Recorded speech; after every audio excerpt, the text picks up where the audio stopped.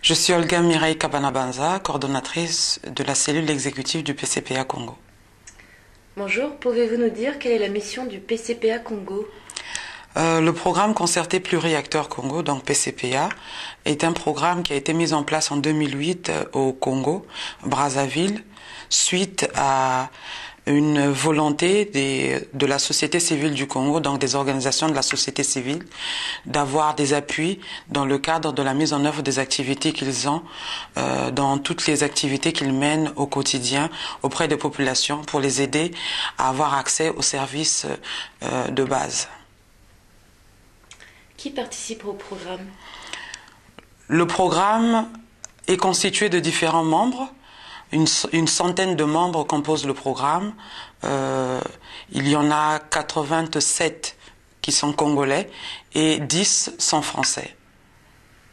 Y a-t-il des pouvoirs publics qui participent au programme? Bien entendu, nous avons des pouvoirs publics qui sont membres du programme, notamment le ministère français des Affaires étrangères et européennes, le ministère congolais des Affaires étrangères et de la coopération, le ministère congolais du Plan, le ministère congolais des Affaires sociales. Nous avons également deux collectivités locales. Donc une à Dolisie, la collectivité locale, donc le conseil départemental du Niari et le conseil départemental de la Sanga. Et nous avons bien entendu des organisations de la société civile, comme je l'ai dit tantôt. Concrètement, quelles sont les activités du PCPA Congo? Le PCPA Congo appuie la mise en œuvre d'initiatives des ONG. Donc depuis le démarrage, depuis l'année 2008, nous avons financé 62 projets pour le compte de ces différentes associations. Et nous avons également des activités de formation, des rencontres avec des pouvoirs publics, des rencontres d'information sur les politiques publiques de développement. Pouvez-vous nous parler des plateformes thématiques? Le programme a mis en place des plateformes thématiques pour permettre la dynamisation en fait d'une vie collective des différents membres du programme. Donc il y a 5 plateformes qui ont été mises en place. Une qui concerne le développement rural et agricole, une qui concerne l'eau et l'assainissement, une autre qui concerne la santé, une qui concerne les droits humains et les personnes vulnérables, et enfin une qui concerne la formation, l'éducation et l'insertion. Pouvez-vous nous présenter un ou deux projets soutenus par le PCPA? Oui, je vais vous présenter 2 projets, un lié à la santé et le second lié aux ordures ménagères.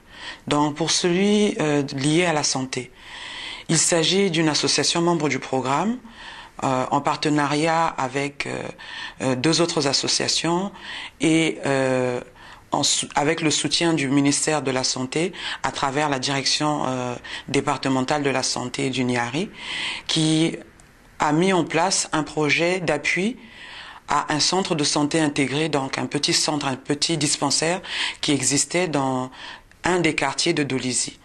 Et ce projet a pour ambition de conscientiser les différentes populations de la localité, donc de la zone concernée, du quartier concerné, pour redynamiser le comité de santé, qui est normalement en fait l'organe représentatif des différentes populations, pour permettre une co-gestion du centre de santé avec le personnel de santé.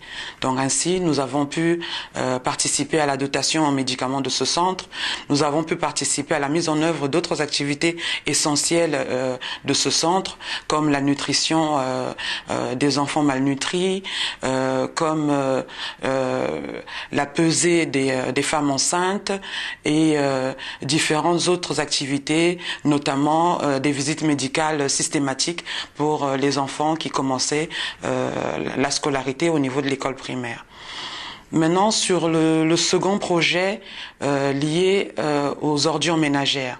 Donc ça, c'est un projet qui se déroule à Brazzaville. Il est réalisé et mis en œuvre par une petite association également, dénommée SIAD. Et donc cette association a un partenariat avec la mairie d'arrondissement 3 de Poto-Poto à Brazzaville pour mettre en œuvre des activités de ramassage d'ordures ménagères, donc une collecte primaire des ordures ménagères auprès des ménages.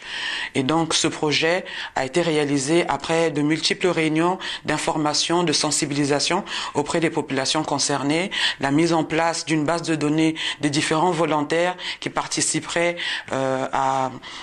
au paiement en fait de la collecte de la collecte des ordures, le recrutement des personnes chargées de faire la collecte des ordures, puisque nous utilisons à Brazzaville et au Congo un système de chariots.